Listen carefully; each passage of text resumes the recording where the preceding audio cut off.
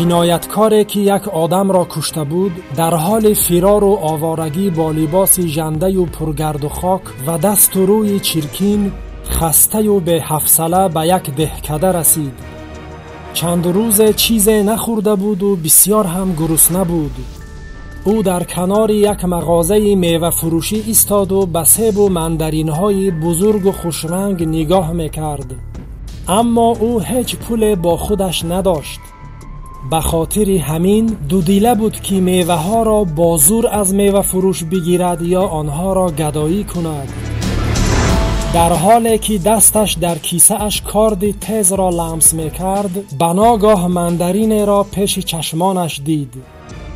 به اختیار کارد را در کیسه خود رها کرد و مندرین ها را از دست مرد میوه فروش گرفت.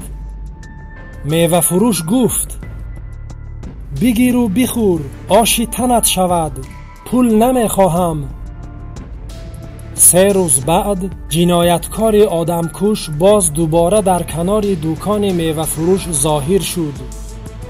صاحب دکان این دفعه به آنکه کلمه به زبان آورد فوراً چند عدد سیب و مندرین را در دست او گذاشت. قاتل فراری دهان خود را باز کرد و گویا میخواست چیزی بگوید، ولی نهایتاً با سکوت میوه ها را گرفت و با شتاب رفت. آخری روز صاحب دکان وقت سبد میوه ها را جمع میکرد و میخواست مغازه اش را محکم کرده رود، یک روزنامه به چشمش خورد که در صحیفه اول آن صورت یک مرد بود. میوه فروش وقت صاحب آن صورت را شناخت حیرت زده شد.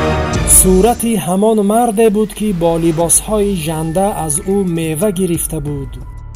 در پایان آن صورت با حرفهای کلان نوشته بودند: قاتل فراری. برای کسی که او را معرفی کند مبلغ به عنوان مکافات پولی تعیین کرده بودند. میوه فروش بلافاصله رقم پلیس را گرفت. پلیس ها چند روز پی در هم در اطراف دکان کمین گرفتند تا اینکه مرد جنایتکار را دستگیر کنند. 3-4 روز بعد مرد جنایتکار دوباره در کنار دکان میوه فروشی ظاهر شد با همان لباسی که در عکس روزنامه پوشیده بود. مرد جنایتکار به اطراف نگاه کرد، گویا فهمیده بود که وضعیت غیر عادی است و پی برده بود که کارش به پایان رسیده است. میوه فروش و پلیس ها با کمال دقت جنایتکار فراری را زیر نظر داشتند.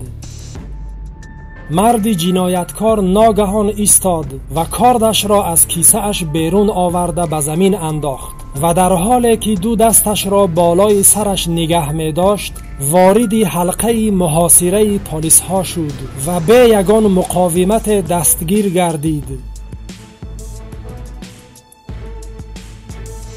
هنگامی که پلیس ها او را می بردند وی میوه فروش را به نزدش خواند و زیر گوشش گفت: آن روزنامه را من پیش تو گذاشتم، برو پشتش را بخوان.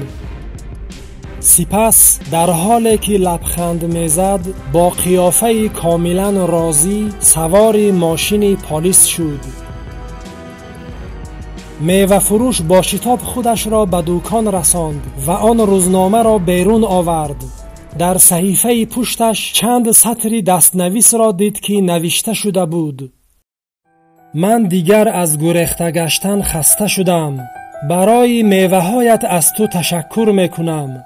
هنگامی که میخواستم خودکشی کنم و به زندگیم پایان دهم، نیکدلی و خیر و سخاوتی تو بود که بر من تأثیر گذاشت.